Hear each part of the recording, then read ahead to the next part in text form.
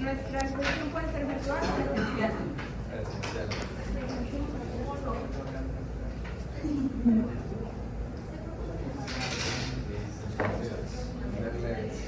Candela.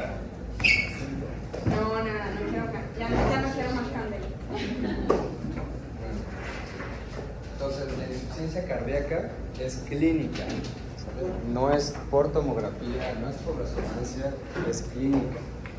Entonces, la insuficiencia cardíaca pues, puede estar causada por muchas etiologías. Entonces, es un síndrome. Es un síndrome clínico que se caracteriza por alteración de la estructura y o de la función, generando complicaciones en la distensibilidad o en la contractibilidad.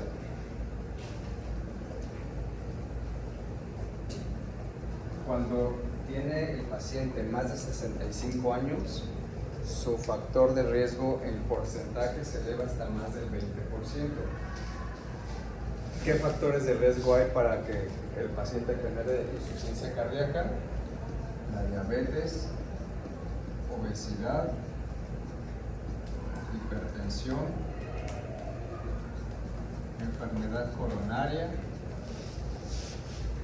enfermedad vascular, tabaquismo. En cuanto a la diabetes, se ha visto que por cada incremento de 1% por arriba de 7% de hemoglobina glucosilada, su porcentaje de riesgo aumenta 12%. Cada porcentaje arriba del 7% de la hemoglobina glucosilada, su factor de riesgo aumenta 12%. Esos son los factores de riesgo. Y hay factores desencadenantes. Los factores desencadenantes de la insuficiencia cardíaca los pueden abreviar como CHAM. C es de síndrome coronario. H, emergencia hipertensiva.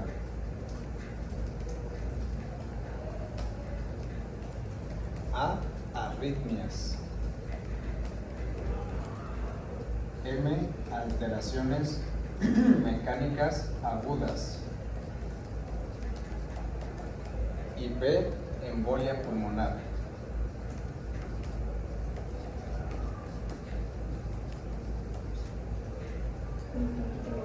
Esos son los desencadenantes. Se pueden juntar.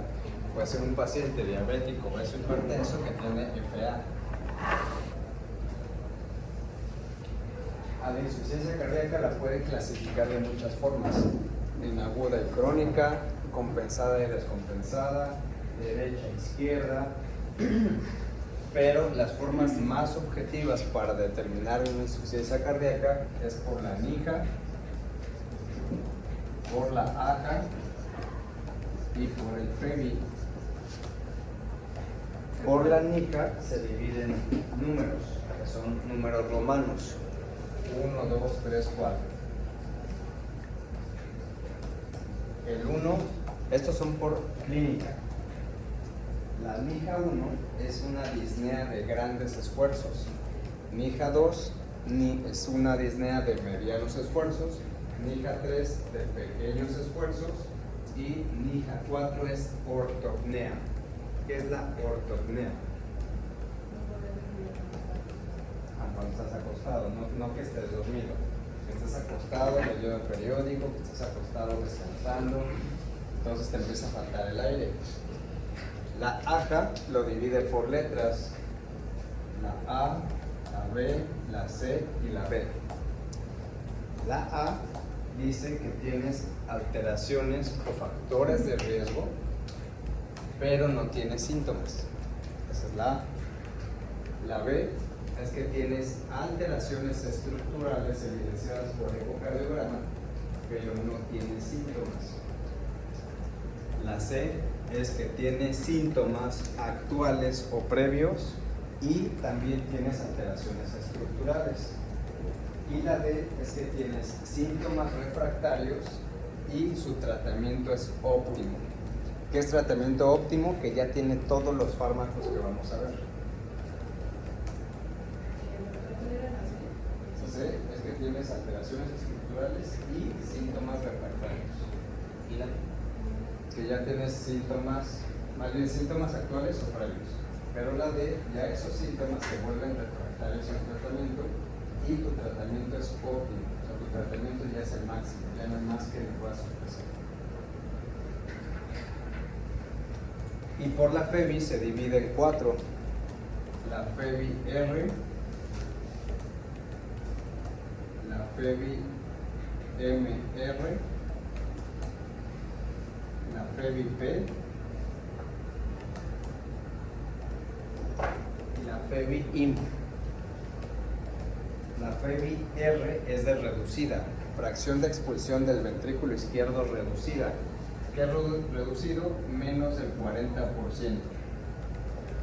MR es moderadamente reducida, va del 41 al 49%.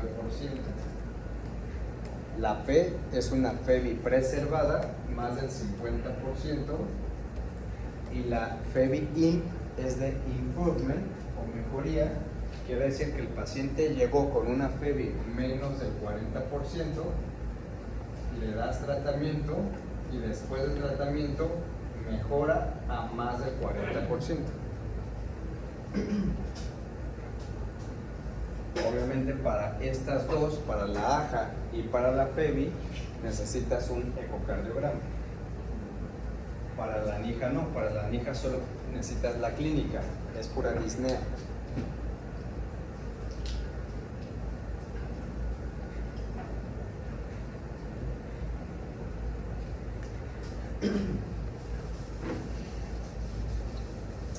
Entonces el paciente va a llegar con síntomas y va a llegar con signos. Los síntomas se pueden dividir como síntomas clásicos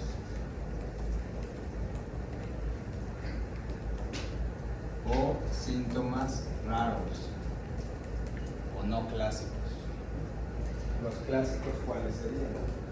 ¿Qué es lo principal con lo que llega un paciente con insuficiencia cardíaca? Con disnea, ortopnea, fatiga, disnea paroxística nocturna.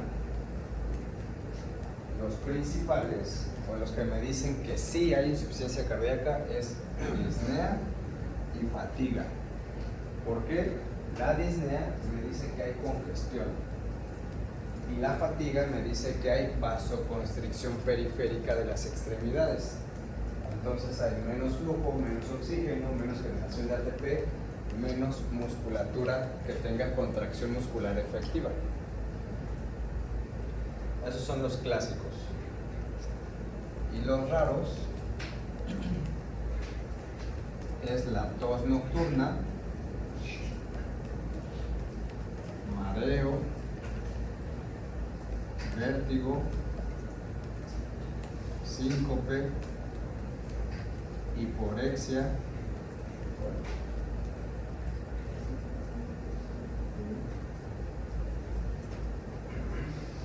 vendopnea y palpitaciones. ¿Qué es vendopnea? ¿Qué es vendopnea? ¿Qué es la vendopnea?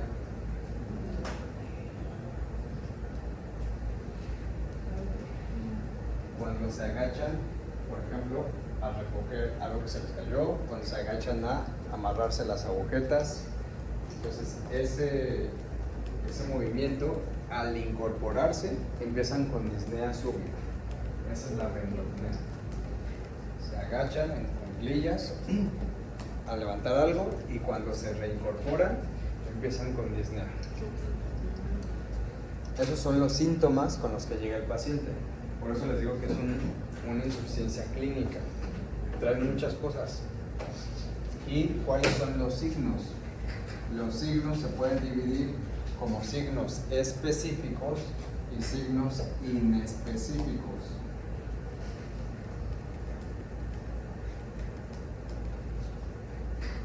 Los inespecíficos los podemos dividir como el PRIS.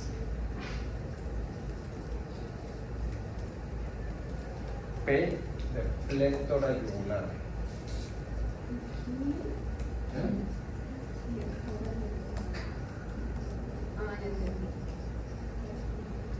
P de plétora yugular.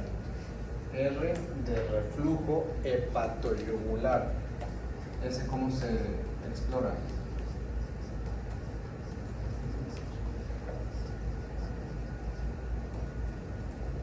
Reflujo hepatoyugular. ¿Cómo lo explora?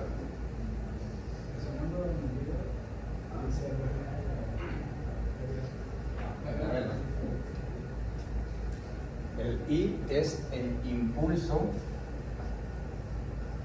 apical que se desplaza a la izquierda y hacia abajo, y eso de manera indirecta me indica que hay hipertrofia, impulso apical desplazado. Y la S, S3,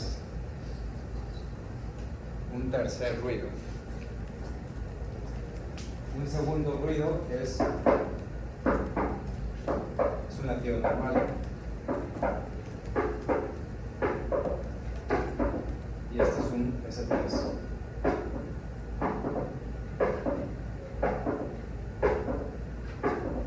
Va disminuyendo en intensidad y se escuchan los tres. S3. Obviamente, como son pacientes que tienen diabetes, bueno, los que estaban diabetes, hipertensión, obesidad, pues a veces está difícil poder discernirlos porque tienen mucha grasa. Entonces, pues es mal transmisora la grasa del sonido. Y los inespecíficos los vamos a dividir como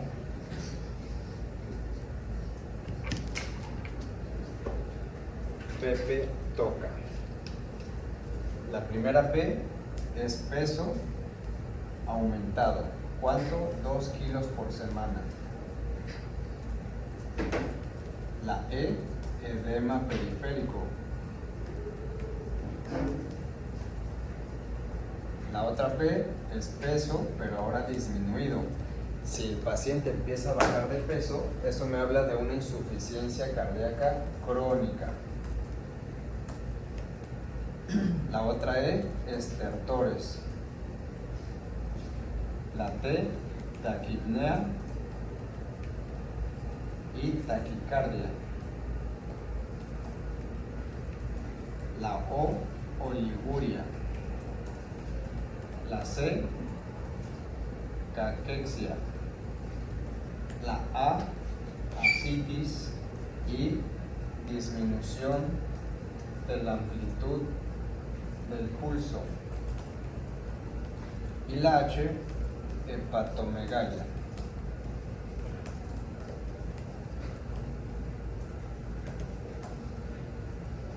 Entonces pueden revisar todo el cuerpo y en todo el cuerpo pueden encontrar algo.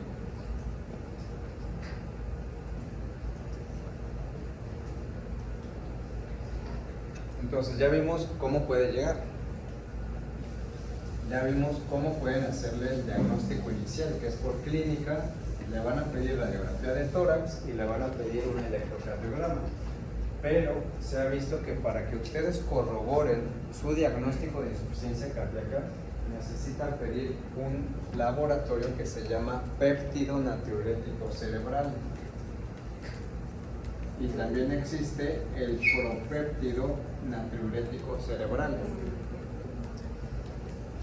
Entonces, cuando el paciente llega y le toman un laboratorio, depende si es un cuadro agudo de descompensación aguda o ya es un paciente que tiene insuficiencia crónica. Entonces, si el paciente tiene un evento agudo, voy a encontrar mis niveles de BNP por arriba de 100 y el ProBNP por arriba de 300. Pero el ProBNP en pacientes de 50 a 75 años lo voy a encontrar en valores mayores de 900. Y en pacientes mayores a 75 años lo voy a encontrar en más de 1800. En pacientes con FA, fibrilación auricular, voy a encontrar elevaciones superiores al 20 al 30% respecto al valor basal. Entonces, depende cómo sea el paciente, voy a determinar en base a qué valor ya lo considero como una insuficiencia cardíaca descompensada. Y los valores, cuando es una insuficiencia crónica, el BNP va a ser mayor a 35 y el ProBNP mayor a 125.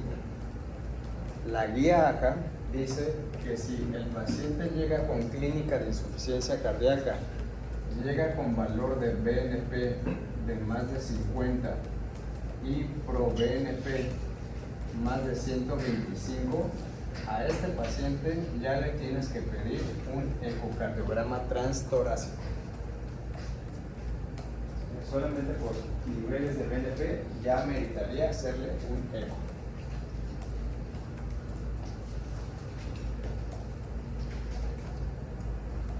Y pues vamos a ver por qué sale todo esto. ¿Por qué pierden apetito? ¿Por qué hacen apnea? Las palpitaciones, ¿por qué hay estertores? ¿Por qué pierden peso?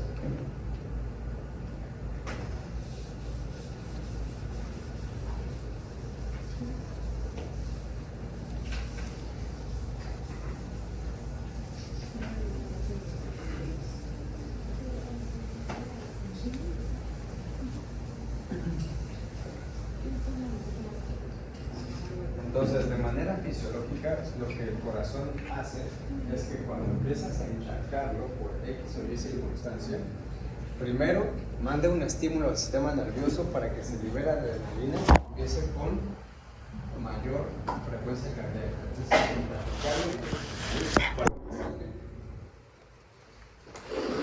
para que empiece con taquicardia y pueda sacar la mayor cantidad de sangre porque está comprimido. Y además, pues vas a disminuir la cantidad de líquido tirándola por la orina. Eso es lo ideal. Entonces, tu valor de hormona antidiurética tendría que elevarse o tendría que disminuirse.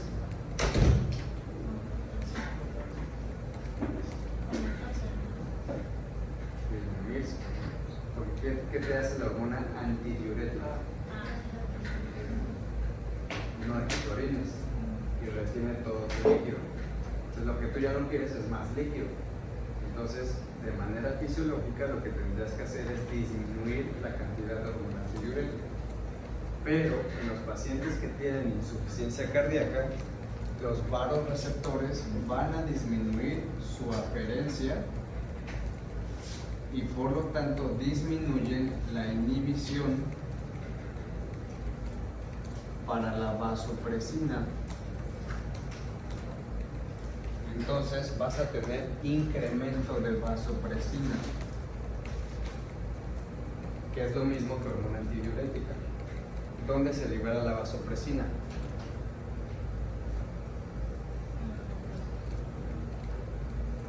¿Dónde se forma? ¿Dónde se libera?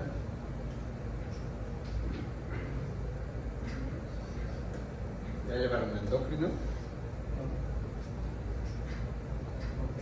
Voy a llevar un fisio.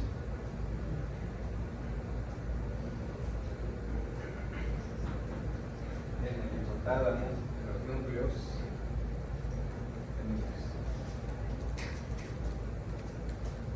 supraóptico y paraventricular. Y la vasopresina, su nombre lo dice, es un vasopresor, hace vasoconstricción. Y en el riñón, ¿en dónde hace esa vasoconstricción? En la arteriola aferente. Entonces, si hace vasoconstricción en la arteriola aferente, ¿qué va a pasar con la presión hidrostática glomerular? ¿Baja o sube?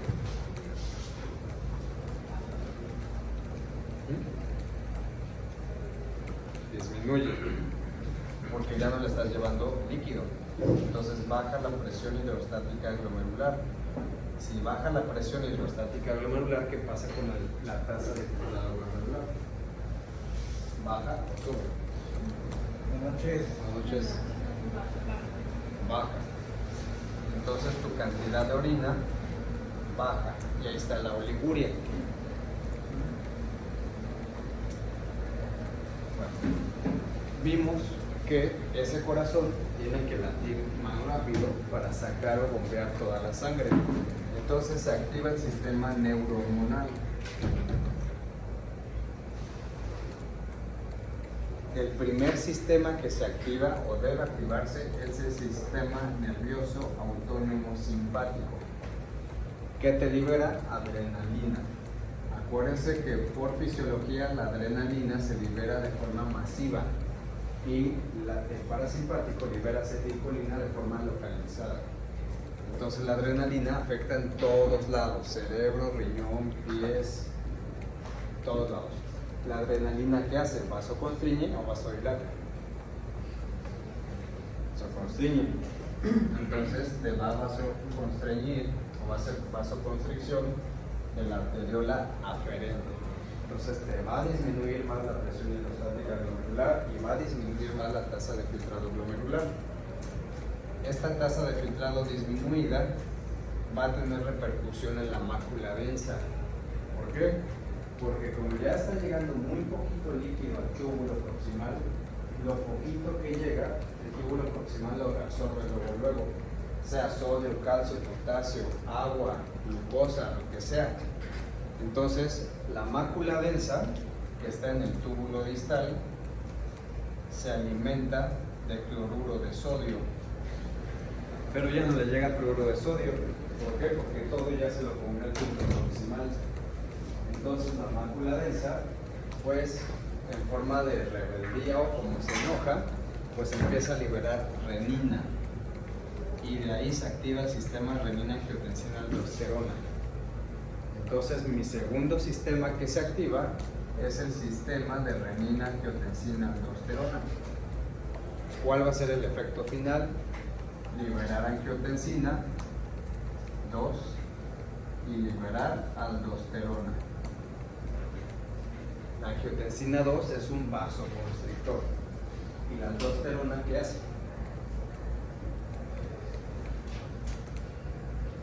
¿Cuál es el efecto de la aldosterona en el riñón?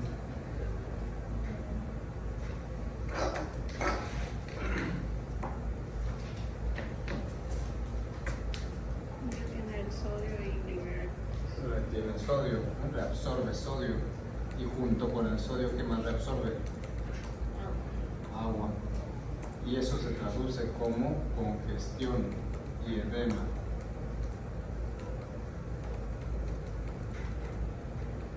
Entonces tengo exceso de aldosterona, tengo exceso de angiotensina, tengo más vasoconstricción y tengo mayor absorción de sodio y agua con mayor congestión y edema de extremidades.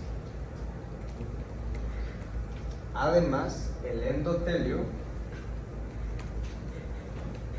va a empezar a liberar incremento de endotelina. Y esta endotelina también forma parte de mi sistema neurohormonal. Además de la endotelina, se van a liberar radicales de oxígeno, citocinas, y esto en conjunto va a tener alteraciones en la estructura vascular.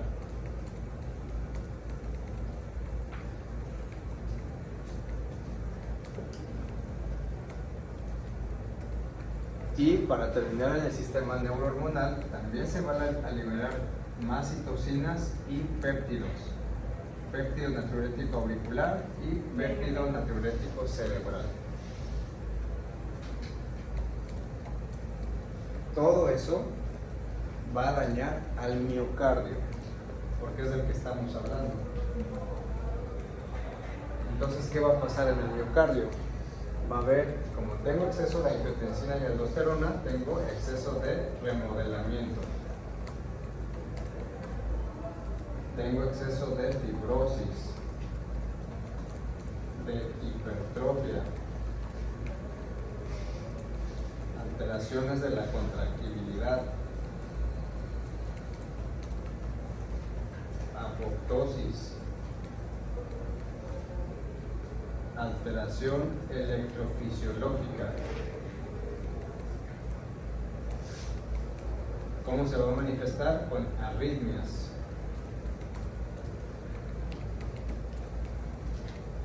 Entonces, mi tratamiento va encaminado a bloquear todo esto, para que ya no tenga remodelamiento, alteraciones de la contracción, apoptosis, hipertrofia, fibrosis y arritmias.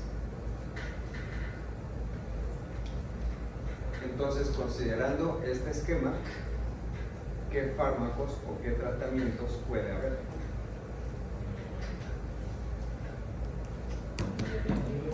Diurético. Si tengo exceso de congestión y edema, le voy a dar diurético. ¿Qué tipo de diurético? O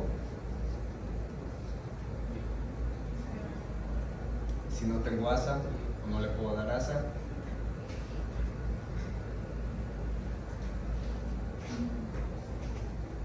tiazida. ¿Qué más? ¿Qué otro fármaco?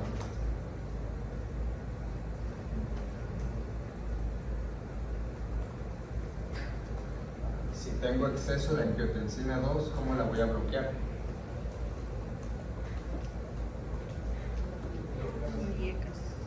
Con YECA o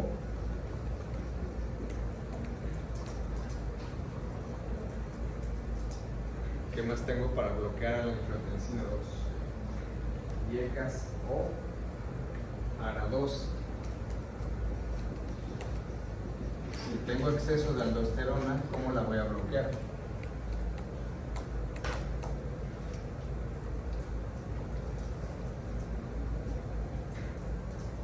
Con antagonistas de los receptores de mineralocorticoides, es decir, espironolactona o eplerenona. Si tengo exceso de adrenalina, ¿cómo la voy a bloquear? ¿Cómo bloqueo su efecto de estar con taquicardia?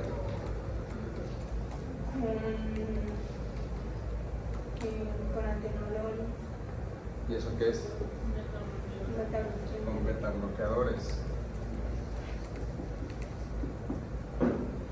Y si ya no tengo péptidos, yo quiero tener más péptidos. ¿Cómo le voy a hacer para elevar la cantidad de péptidos natriuréticos?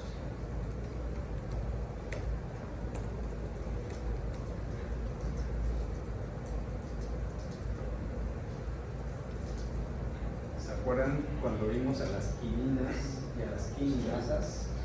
Que había dos tipos de quininasas, la ECA y la quininasa tipo neprilicina, que me rompían a los péptidos. Entonces, para que yo tenga elevación de péptidos, necesito romper o bloquear a la neprilicina. El fármaco que me bloquea la neprilicina se llama sacubitrilo.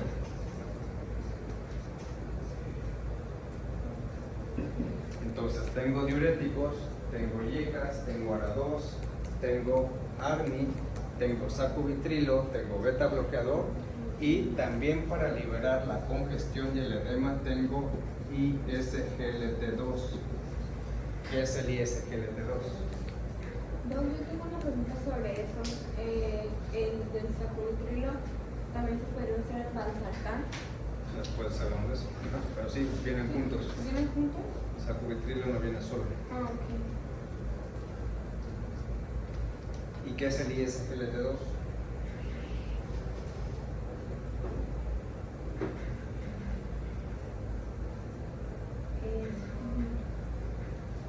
Es un antidiabético que bloquea la reabsorción tubular renal de glucosa en los dos. Es un inhibidor de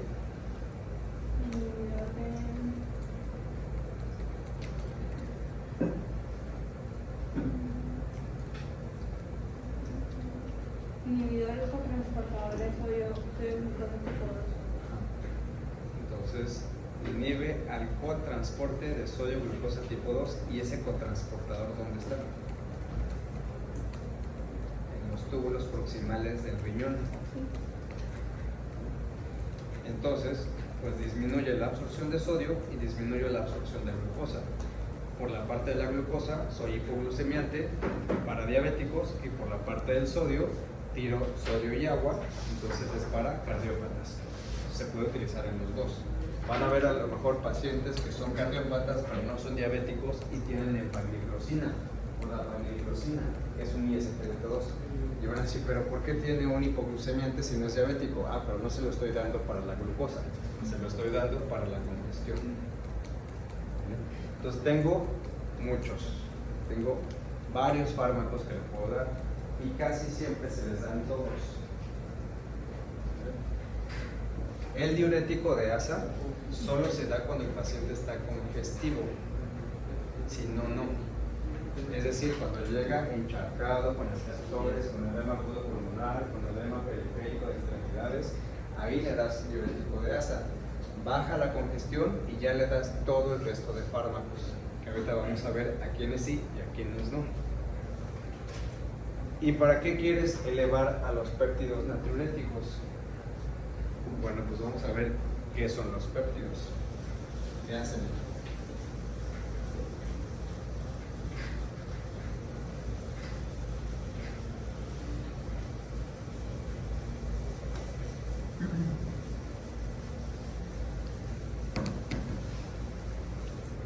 Entonces, de los péptidos natriuréticos tenemos 4 tipos: A, B, C y D.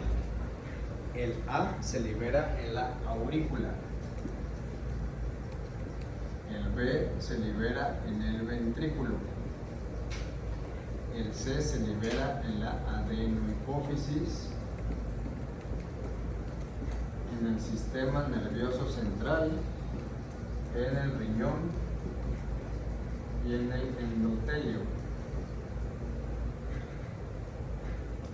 Y el D no se ha visto qué beneficios tenga, pero pues existe. Es como el factor 7 de coagulación. Ajá, el 6. Este tema. Existe, pero no sabe por qué. El A y el B tienen 40% de similitud con su receptor extracelular. Entonces, básicamente, lo que haga el A lo va a hacer el B y viceversa. ¿Por qué se libera el B? Porque se distienden demasiado los ventrículos. Hay demasiado líquido que distiende los ventrículos. ¿Y por qué se libera el A? Pues porque se distienden mucho las aurículas. ¿Quién va a liberar al péptido natriurético auricular? Lo va a liberar el EBC. E de endotelina, B de vasopresina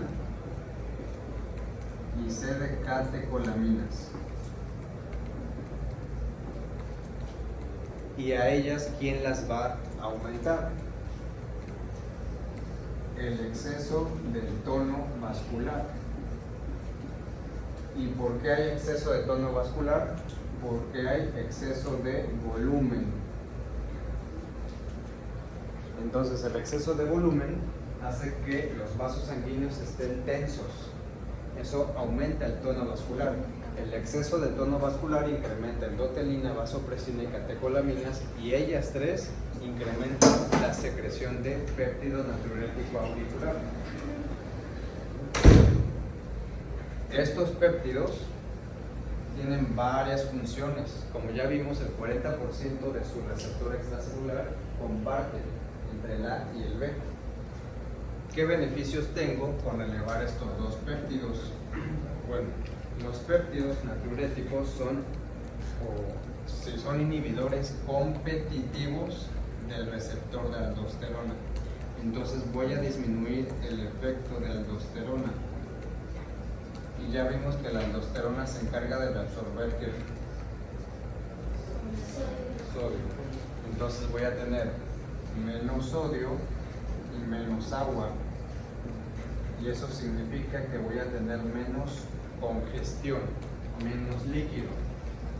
Si tengo menos líquido, ¿qué me va a bajar? ¿La precarga o la poscarga?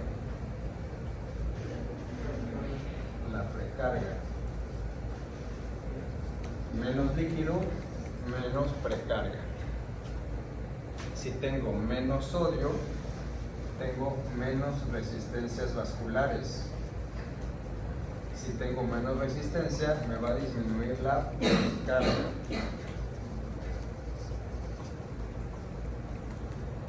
Además, estos péptidos me ayudan a tener mejoría en el lusitropismo. El lusitropismo es la distensibilidad cardíaca. También los péptidos hacen aferencia hacia la arteriola aferente, para que se lo aprendan. Llega aferencia a la arteriola aferente. ¿Y qué hace ahí? Vasodilata. Entonces, si vasodilata la arteriola aferente, la presión hidrostática glomerular aumenta o disminuye.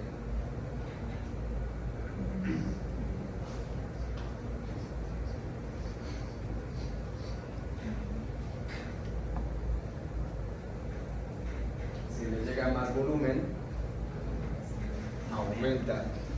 Y si aumenta la presión hidrostática glomerular, aumenta mi tasa de filtrado o disminuye. Aumenta. Y eso se ve reflejado con mayor uresis, mayor salida de orina.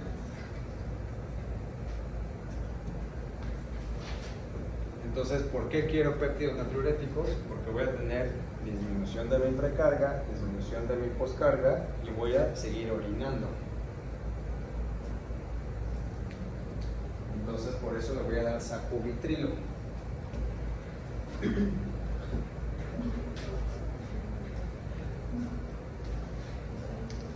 Entonces, como parte del tratamiento, tengo IECA, ARA2, sacubitrilo, beta bloqueador, ARNI, diurético y SGLT2. Tengo varios fármacos.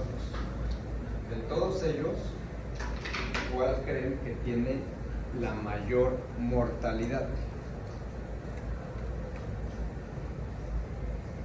Que si se lo doy solito, es seguro que se muere.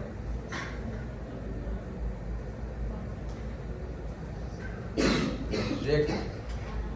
Los YECA tienen mayor mortalidad. Y los que tienen menor mortalidad,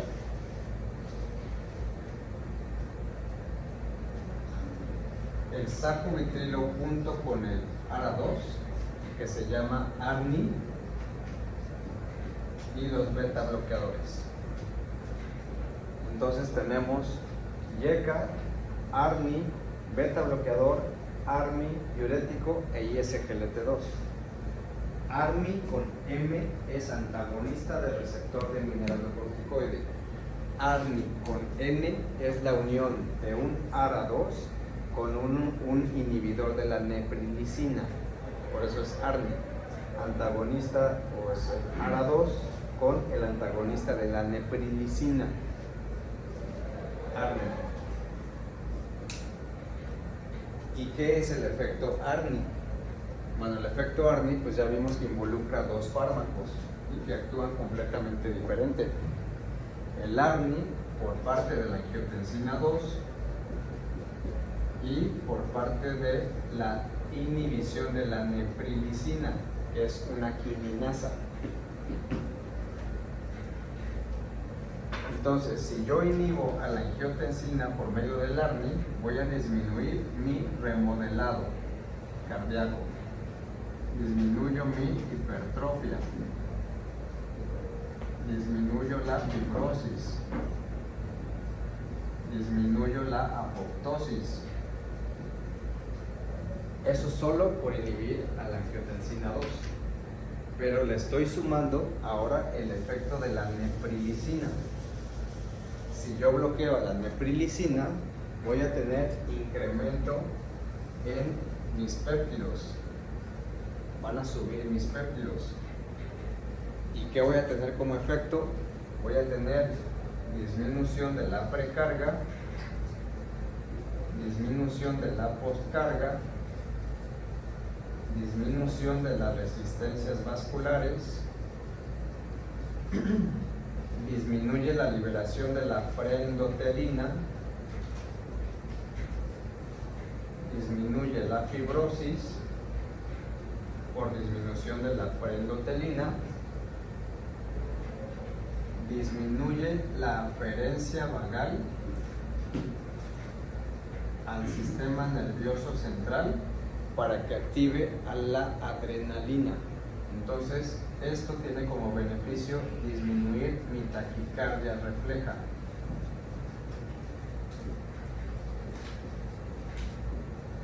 Porque disminuye la activación del sistema nervioso autónomo simpático. ¿Qué más hace ese efecto de neprilicina? Si disminuye mi precarga y mi poscarga, esto se va a ver como disminución de mi TEA media, aumenta mi capacitancia venosa, disminuye mi presión de llenado.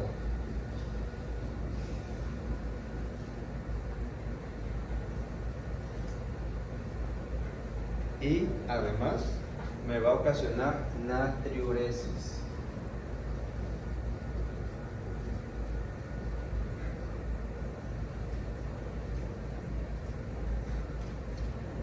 ¿Por qué? Porque si ya me está disminuyendo mi precarga, mi poscarga, y además ya vimos que los péptidos natriuréticos me causan dilatación de la arteriola aferente, aumentando la tasa de filtrado glomerular. Si aumenta la tasa de filtrado glomerular, entonces mi mácula densa ya no tiene que generar renina. Entonces esto ocasiona que disminuya mi sistema renina-angiotensina-aldosterona. Si disminuye la angiotensina-aldosterona, entonces como ya no hay aldosterona, la aldosterona ¿qué hace? Pues jala sodio y agua. Si ya no puede jalar sodio y agua porque ya no hay aldosterona, entonces va a causar natriuresis. Y la natriuresis me quita volumen y me quita sodio. Si me quita sodio, entonces me vuelve a bajar mi poscarga. Y es un ciclo vicioso por todos lados. Entonces, por todo esto, pues se darán cuenta que el efecto ARNI es el que mejor competencia tiene para la insuficiencia cardíaca. Es el que menos mortalidad tiene. ¿Qué mortalidad presenta los pacientes con ARNI? 38%. O sea, tienen un beneficio del 38% en mortalidad. En cambio, los YECA es del 10%.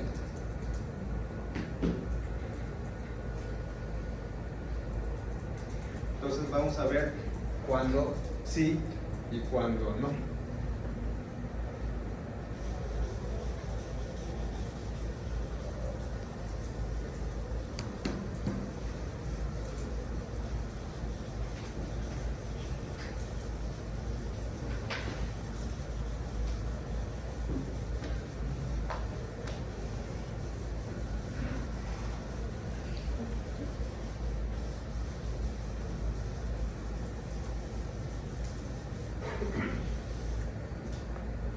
Para que yo pueda dar un tratamiento efectivo en insuficiencia cardíaca, básicamente al paciente lo divido en dos.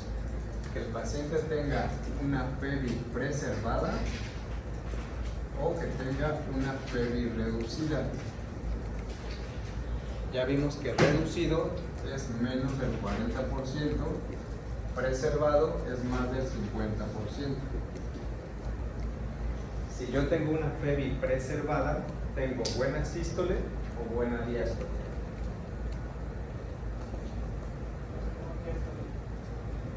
Buena sístole, porque tengo una buena contracción, tengo una buena salida de líquido, es decir, una buena expulsión por ventrículo izquierdo.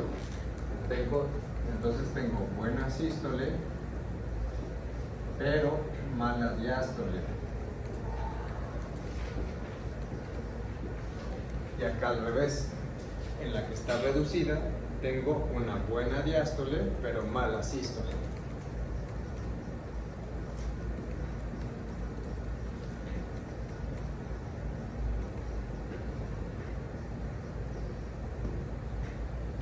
¿Qué se ha visto con la PEVI preservada? La PEVI preservada, como ya vimos, tiene una buena expulsión, pero tiene una mala distensibilidad.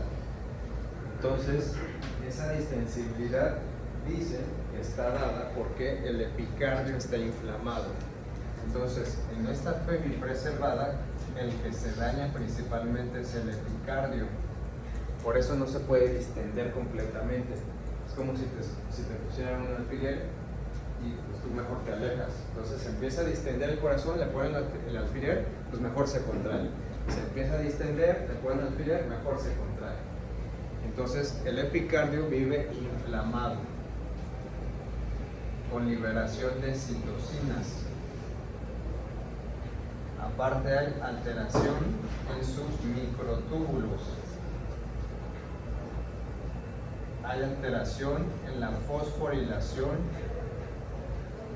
de las titinas. ¿Cómo se forman los microtúbulos?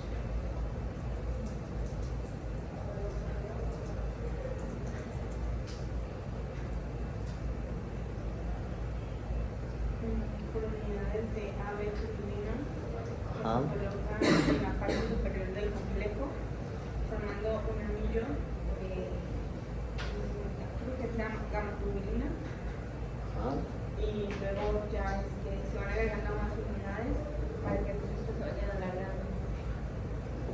¿Y qué forman? O sea, aquí está tu gamatubulina y aquí están las tubulinas. O sea, van a formar como un anillo y ese anillo se va a llamar gamatub. Y ese anillo, ¿por qué está compuesto?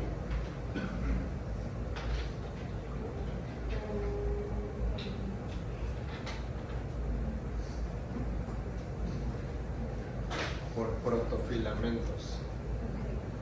¿Cuántos tiene?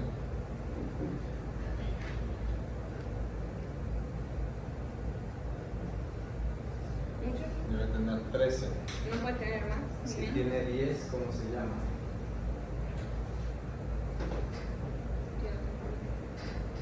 Protofilamento falso. Ah, ok. Y de aquí se empiezan a colocar más tubulinas y empieza a crecer el microtúbulo a lo largo. Aquí está el centrómero. A partir del centrómero se forman los microtúbulos y aquí está la membrana plasmática. Entonces, el microtúbulo tiene posición más y posición menos. La posición más hacia dónde va y la posición menos hacia dónde va. La posición menos va al extremo de abajo. Al núcleo. Sí, al núcleo. Y la más va a la al periferia. final. ¿Quién lleva las materias proteicas hacia el más y quién lleva las materias proteicas hacia menos? ¿La cinesina o la dineína?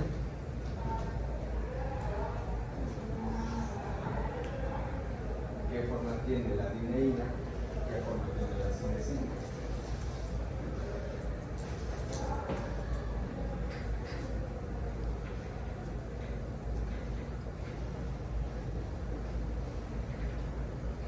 Entonces, estos son las tubulinas.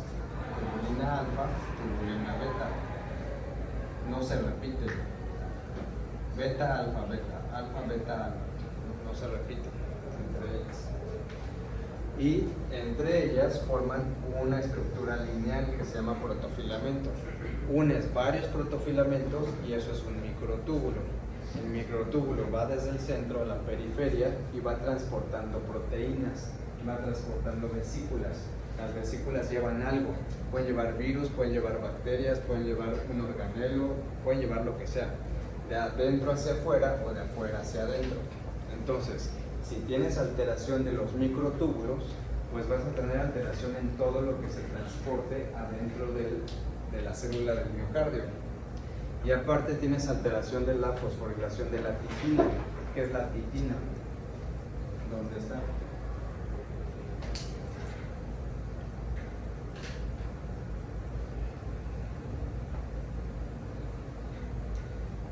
Es una proteína dónde está? ¿Se acuerdan que el miocardio es un músculo apantalonado? Y como todo músculo debe tener sus proteínas contráctiles. ¿Cuáles son las proteínas contráctiles del músculo?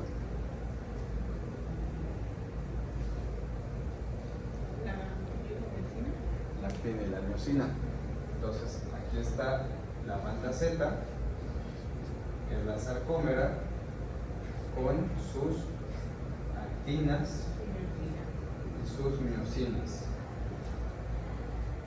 Las titinas están aquí, uniendo al disco Z con la actina F. Acuérdense que estas actinas se llaman F, porque tienen otras actinas adentro que se llaman actina G. Entonces la titina es como el brazo del dímer del disco Z, que ya sea que permite que se vaya o que se contraiga, que se aleje o que se regrese. Entonces si se altera la titina, pues ya no vas a tener una buena distensibilidad del corazón, de la fibra miocardio. Por eso, quien está siempre dañado es el epicardio. Entonces, un paciente con FEBI preservada siempre va a tener buena contracción, pero como tiene mala distribución en su volumen peridiastólico, no puede almacenar gran cantidad de volumen. Entonces, por una mínima cantidad de volumen que tú le pongas extra, ese corazón luego se va a llenar. Entonces va a caer en congestión. Por lo tanto, a esos pacientes con FEBI preservada, ¿cuál es el primer fármaco que les debes dar? Si luego se llenan de sangre, de volumen, un diurético. Entonces tu primer fármaco en ellos es diurético. Ya sea dióxido de asa. Ajá. ¿Y qué otro fármaco te quita volumen? De los que ya vimos. IECA, ARA2, ARNI, ISGLT2, metabloqueador, ARNI,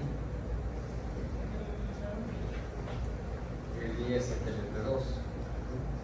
Acuérdense que te tira sodio y glucosa, y junto con el sodio te tira agua. ¿Qué otro fármaco le puedes dar? Uno que no siga reabsorbiendo sodio y agua, un antagonista del receptor de mineralocorticoides. Y ya al final le puedes dar un ARNI, un sacubitrilo valsartán, porque a ti lo que te interesa no es vencer las resistencias, es quitar líquido, quitar volumen. Está congestivo por volumen. Su falla es preservada. En cambio, cuando tiene falla reducida, está muy distendido, y de lo tan distendido que está, pues tiene muy poca contracción. Entonces, ese corazón, aparte de que tiene mala contracción, tiene que vencer la resistencia de la aorta. Entonces tienes que hacer un poco más blanda la aorta, tienes que vencer la resistencia. Entonces, ¿qué fármaco le darían para disminuir la postcarga? Ahora sí le dan ARNI. ¿Por qué? Porque tiene efecto vasodilatador por medio de la angiotensina 2. Lo que hace la angiotensina 2 disminuye resistencias vasculares y además liberas exceso de péptidos natriuréticos que te van a disminuir la postcarga. Entonces, como tienes exceso de presión sobre la aorta y sacas muy poquito volumen, pues quieres que ese poquito volumen salga sin presión, sin que tenga que vencer una presión extra de la aorta. Entonces le quitas la presión aórtica por medio del ARNI. Vas a disminuir su congestión. Entonces le vas a disminuir el ARNI. ¿Por qué el ARNI? Porque ahí también estás disminuyendo la cantidad de sodio. Por lo tanto estás disminuyendo las resistencias vasculares. Y junto con el ARNI, ¿qué vas a dar? Para que ese corazón no se canse de estar tratando de bombear y bombear y bombear. Ya vimos que hay una taquicardia refleja, tratando de liberar al corazón de tanto líquido. Entonces, para que esa taquicardia se quite, ¿qué fármaco das? Un beta bloqueador. Entonces, tus primeros fármacos en una reducida es el ARNI más beta bloqueador, y luego ya le puedes agregar un ARNI y un ISGLT2. Y tu tratamiento para una preservada vas a empezar quitando volumen con un diurético, con el ISGLT2, disminuyendo la cantidad de reabsorción de líquidos por el ARMI y al final disminuir tus resistencias vasculares. No es tu prioridad disminuir resistencias vasculares allá, pero en este sí. Entonces, si se fijan, usas casi los mismos, pero en diferente orden. Cuando el paciente llega descompensado y llega congestivo, independiente de cuál sea, tienes que dar diurético de asa y descongestionarlo, compensarlo un poco y entonces ya empiezas a darle todos los demás fármacos. No vayan a querer compensar con todos los fármacos porque van a acabar no compensándolo. Por ejemplo, si el paciente llega congestivo y le dan de primera instancia beta bloqueador, lo van a matar, porque el corazón está tratando de esforzarse por vencer tanto líquido que le está llegando. Y tú le das beta bloqueador, tú vas a bajar su frecuencia, lo vas a encharcar más y se va a morir. Entonces, lo primero, independientemente de cuál FEBI sea, tienes que descongestionarlo, darle volumen en agudo y luego ya establecer el tratamiento que le toca, que le corresponde. Y bloquea. Está ahí.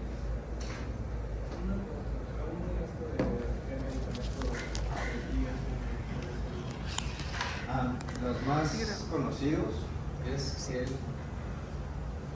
DAPA, gliflozina,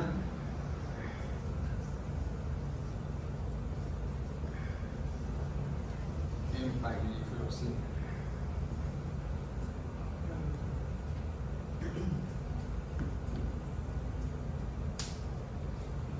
Entonces, pues con cualquiera de estos dos, pues vas a disminuir la precarga, vas a quitar el sodio, vas a disminuir la postcarga, disminuyes las resistencias vasculares, disminuyes tu presión de llenado, es decir, haces prácticamente el mismo efecto que los péptidos natriuréticos.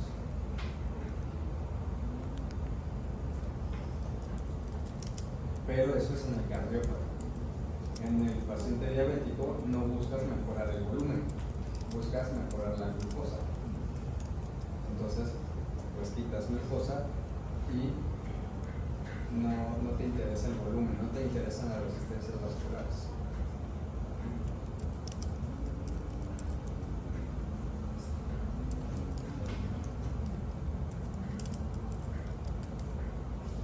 Entonces, nos vemos 2 semanas. 15 días, luego vemos infarto y luego ya su examen. ¿Y tú?